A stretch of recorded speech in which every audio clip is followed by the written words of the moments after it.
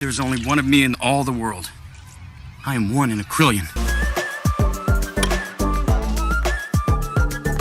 What is up everyone, Mark here. Welcome back to my channel. Welcome if you're new. Today I'm going to be giving my top 10 for the grand final of Eurovision 2023. Yes, this will be my final top 10 before the show. So before we begin, please be sure to like, comment, and subscribe, and also let me know your top 10 for this year's grand final. With that said, let us begin with the number 10 spot, which is Slovenia. This is Joker out with the song Carpe Diem, and this is a really amazing song, honestly, one I've enjoyed for a very long time. Unfortunately, this song has been going down on my list just a bit, and the only reason for that is the rehearsals and also the performance that they've given us in semifinal 2 were good, but I don't feel like they've unlocked this band's full potential. Their performance in Slovenia after they were announced as the representatives was really good and set the bar really high, so maybe that's part of it. But I will say, I did really enjoy their performance in semifinal 2. I thought they did a great job. I thought they were really charismatic. I loved how the crowd was really into it. Everyone seemed to have a great time. It was just a lot of fun to watch. And I liked a lot of aspects too, like the double guitar solo, like the screaming, like the bow at the end. But for me, from this band, I expected a little bit more.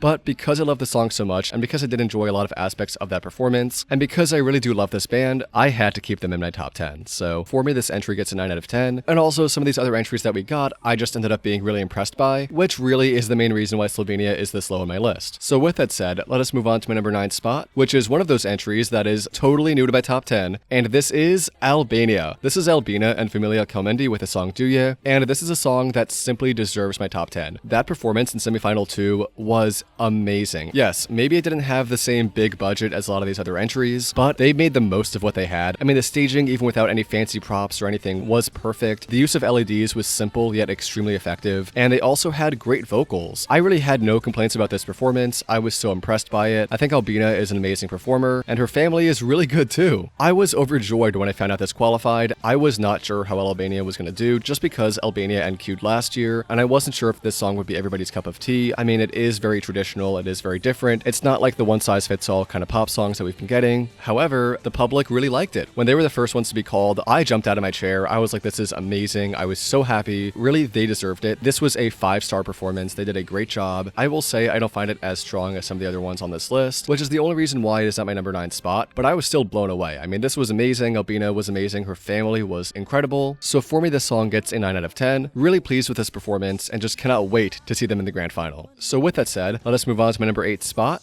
which is Estonia. This is Alika with the song Bridges, and a song that I wasn't quite expecting to make my top 10. I had said for a while that the song is a little bit generic, a little bit similar to Adele. However, that performance that Alika gave was amazing. I was completely blown away. She did such a great job on stage. Her vocals were on point, the staging was impeccable, her outfit was great, her dance moves were perfect. I mean, this was such an upgrade from Esti Lal. Again, I don't find the song itself to be as strong or as interesting as some of these other ones, but still, this was great. I loved it. And I think Alika will do very well. I do see top 10 in her future. Maybe I'm wrong about that, but I think she definitely deserves it. And I am just so happy for Estonia that they are qualifying for the 2nd year in a row. So with that said, let us move on to my number 7 spot, which is Israel. This is Noah Kiril with the song Unicorn, and one of my absolute favorites. She gave the performance of a lifetime in semifinal 1. I mean, it was incredible. The dance moves, the dance break, everything here was top notch. Really, I don't have too many critiques for this one actually. The song is definitely your standard kind of pop song, so that's the only reason it's below some songs that I find a bit more unique. I saw a lot of comments saying she was copying Chanel, which, you know, I feel like a lot of people this year are for some reason trying to copy Chanel, whether intentionally or not. And this song, yeah, I can definitely see a lot of similarities. Again, the dance break especially. You know, I liked it, it worked for me, and I was a big fan of Chanel, so I'm not so upset about Noah using some similar elements. For me, this gets a 9.5 out of 10, a fantastic entry, a fantastic performance, and I really hope she gets a top 10 result because she 100% deserves it. With that said, let us move on to my number 6 spot, which is Moldova. And this has been one of my favorites for a while now. Firstly, I love the way the song sounds. It is so upbeat, so much fun to listen to. I love the beat, the flute solo, I love the drums, I love so much about this. Very happy they qualified because personally, I felt that they gave one of the most unique and interesting and fun performances of the night. One of the big things I love here is the choreography. This is so well choreographed. There are so many great moments. Flute guy's entrance, the kick, those ladies putting their hands over Pasha's eyes, the drummers during the chorus. this. I think other things I really enjoy are the use of LEDs. I mean, they didn't use the LEDs too much, but they used it just enough to where it caught your attention and it worked with the song. It wasn't distracting, it wasn't overbearing, it was just right. And I thought the vocals were really good too. I will say though, the stage did look a bit empty in some places. I feel like it is a very large stage, and just having the drummers all the way in the back was a bit annoying because you couldn't see them as well. Some parts could have been better lit, but otherwise I feel like this was a top-notch performance, one of the big standouts for me, and one of my total favorites of this year. Really hope this gets a good result because I love Pasha as an artist. I think he's got a great voice, and this is simply a fantastic entry. So for me, this song will get a 9.5 out of 10. Fantastic job all around. And with that, let us move on to my number 5 spot, which is France. This is Lazara with the song Évidemment, and this is one of those entries that has grown a lot on me. I mean, Lazara is amazing. She's a great artist. She's got a great voice, and I also love the way they put this entry together on the Liverpool stage. She's on that giant platform. She starts off wearing this super long dress. It was really striking, very eye-catching, very memorable. I mean, there's obviously nothing else quite like that this year, and I love so much about this performance. I mean, you had that little Le Grand Francais part where the background lights up with a French flag. I mean, you've got that kind of disco ball when the skirt falls. I mean, there's so much here that really worked for me. The big critique, however, is that some of the vocals sounded weird. I was watching her preview, and some of the vocals, especially towards the end, just didn't sound quite right to me. I'm not sure if there were any tech issues or anything, but she sounded slightly off key. I don't want to ding the song too much for that because all of her other performances, all of her other live performances have been amazing. I mean, she's had great vocals in every single one of them, and I also love her a lot as an artist. So I'm not sure what happened there. It just didn't seem like her to make any vocal mistakes like that in any way or to be off key. So for me, this song will still get a 9.5 out of 10, but it is no longer in my top 3 just because of those vocals. I think, and I certainly hope, that she will give us a great vocal performance in the grand final because I would love to go to France next year. So with that said, let us move on to my number 4 spot, which is Sweden. This is Loreen with the song Tattoo, and if you don't know, I was a little bit apprehensive about this one before the semifinal. I felt that the sandwich was a bit small, and I also felt that Loreen didn't have the best vocals in those rehearsals, but the performance in semifinal 1 proved me wrong. It really is remarkable how after all these years, I mean after 11 years, Loreen still has that same magic she had back in 2012, and also the fact that at 39 years old, she's able to sing so flawlessly while moving around, doing dance moves, doing all these kind of acrobatics on stage. It was incredible. I honestly have so much faith in Loreen to win, to be honest. She's not my winner personally, but I think she can definitely pull it off if she delivers the same caliber of performance in the grand final. I really just was happy with this performance. The song itself, I will say, is a little bit pop heavy for my taste, which is why I put it behind my top 3, but I still love it so much. I'm still so impressed with Loreen, and I have no doubt that she will make Sweden proud on Saturday. So with that, let us kick off my top 3 with Serbia. This is Luke Black with the song Sama Mi se spava, and what an incredible entry. As a matter of fact, this entry was responsible for my favorite moment of Eurovision so far, which is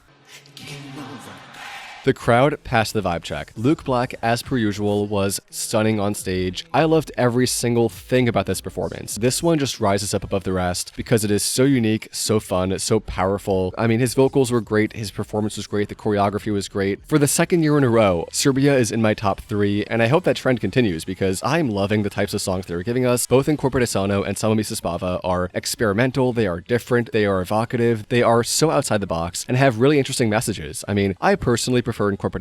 As you might know, that was my winner last year, but this song is amazing too, almost at the same level, and a lot of the reasons I liked that song are the reasons I like this song. So this, for me, is deserving of a 10 out of 10. What an amazing song, so happy it qualified, and I just cannot wait to see Luke Black in the final. Thank you, Serbia, for once again sending an amazing entry, and with that said, let us move on to my number 2 spot, which is Spain. Now, I know what you're thinking, Spain has been my number 1 for such a long time. Now, I think Blanca Paloma deserves to win, 100%. I think she is one of the best vocalists in this competition. I think she has one of the best performances of this year, and I think she is one of the most talented artists by far that we've ever gotten in Eurovision. And I loved the preview that she gave us in semifinal 2. I thought it was great. I thought she had some great vocals, but the only thing that puts us below my number 1 spot is actually the staging. Both Blanca and my new winner had great staging in their national finals. However, my new winner totally upgraded that staging for the Liverpool stage. Blanca, on the other hand, still has great staging, but she didn't quite change the staging to where I felt like it was an upgrade over what we had in Benidorm. And honestly, the staging she gave us in Benidorm and the staging that she's kind of now giving us in Liverpool, I feel like worked so much better on the Benidorm stage just because of the way that stage was shaped, the way it was laid out. I just don't feel like it translates as well to the Liverpool stage. I just feel like what Blanca's giving us is too much of a copy and paste of what we got in Benidorm, and I feel like it would have been served well if she did some things differently or gave us something new, you know? That's my only critique about this entry right now. Still, I think it is perfect. I still think Blanca deserves to win. I am still going to give her a 10 out of 10. I still think this is incredible staging, and staging that is miles above plenty of the other stagings we've gotten this year. So really, this is just the big differentiator between my number 1 and my number 2 spots. But with that said, before we get on to my number 1 spot, let's quickly go over some honorable mentions. Now, there are so many good songs this year that I have to give some shout outs. So my first honorable mention is Lithuania. This is Monica Linkita with the song Stay. What an incredible performance in semifinal 2. I loved everything about it. I loved the staging, I loved the singers, I loved Monica's outfit, I loved her voice. Really appreciated how they brought those cultural elements on stage. The only reason why it's not in my top 10 is just because the song itself I still feel like is just a little bit weak, a little bit generic lyrically, but otherwise this was phenomenal. Loved it. So happy she qualified. Another honorable mention I have is Portugal. And this is a song that I've liked for a long time. However, the only reason why it is not in my top 10 is just because the staging I felt was a little bit lacking. It looked very dark, and unfortunately they just did not have the budget that they needed to give us really interesting staging. Despite all that, Mimikat did amazing. Her vocals were great. The choreography was great. She did such a great job, and I'm just so happy that she qualified. Moving on from there, I do want to give a shout out to Austria. I actually loved this performance, especially the staging, and it really stood out to me.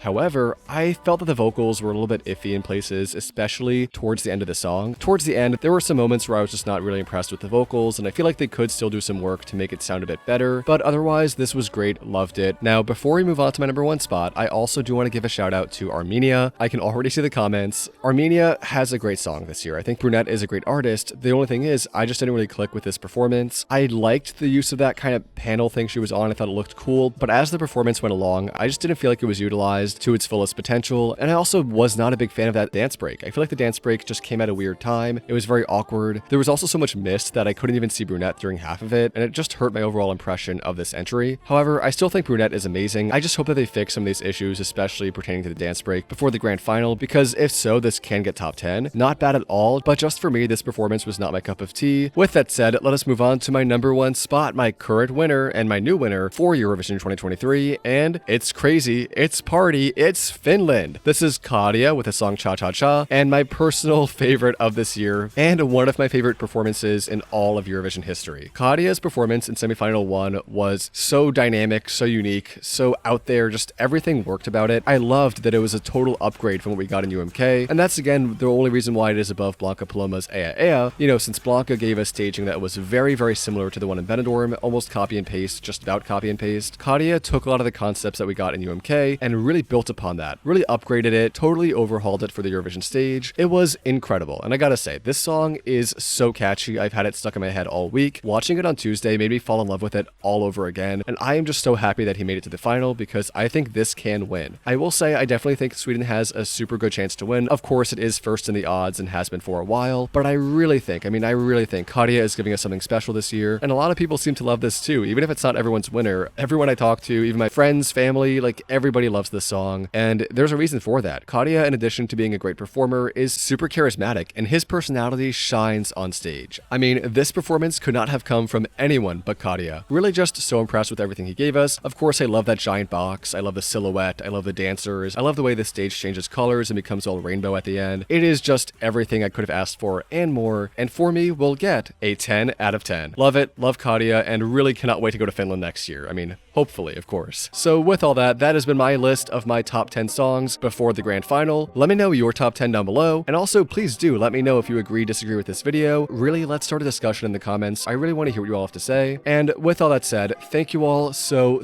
much for watching. I really appreciate all of your support. These videos are so much fun to make, so I really hope you enjoyed it. And with all that, this has been Mark. I will see you all next time. Peace.